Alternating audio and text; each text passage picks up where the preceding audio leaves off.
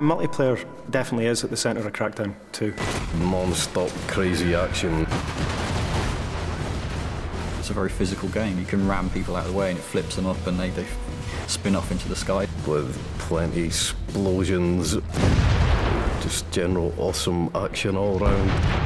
Picking up vehicles, throwing them across the road. A multitude of weapons at your disposal. If you can break it off, you can use it and you can hit people with it. It can just cause complete devastation. We just thought, right, well, let's go all out. Let's give them as much as we possibly can. In order to make things clean, you destroy everything. You know, fire cleans all. Episode 1, Fun with Friends. A lot of people love the fact that you can have this open world environment and mess around with your mates. We've doubled the amount of players for co-op. We've turned it up to 4-player co-op, 4 times the people, 4 times the fun, basically. There's so many things to do in the city, it's pretty remarkable that we've managed to fit that in. We have to make all of those missions support 4 players. And not only that, we have to make sure that those missions are supported for 4 players playing 4 different missions scattered around the world of Pacific City.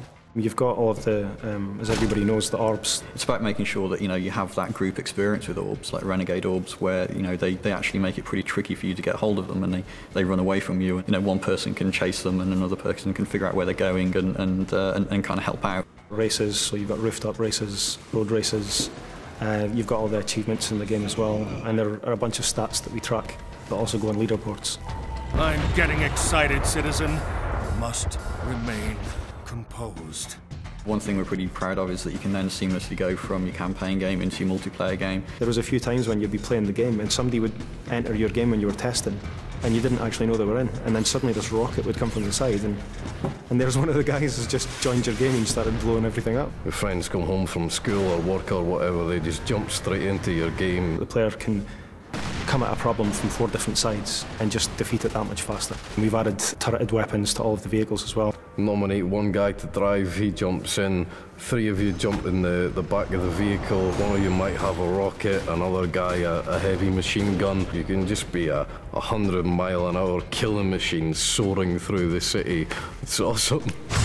It's really down to the player to try and figure out tactics and strategies to use co-op gameplay. You can decide to ignore any direction you've been given and just mess around, do what you like. And we've added in the 16-player PvP. We support up to 16 people in the online game, and that's varying on different game types. At the moment we've got 3 different game modes: Deathmatch, Team Deathmatch and Rocket Tag.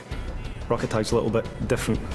Basically, you've got to carry the orb for as long as possible, and the longer you carry it, the more points you score. Everybody's chasing one guy, rather than it being kind of everybody against everybody. It's a lot more over the top than what's around at the moment. We want people to play it as long as possible and really create, you know, a community for Crackdown. What I describe as one way of playing a game, someone else is going to say, oh, I'm not sure about that, but will have a completely different and brilliant experience than somewhere else in the game. So I mean, there's so many different aspects, and we've tried to cram a lot in Crackdown 2 and just hope that you guys enjoy it. Brace yourself, man. It's going to be a wild ride.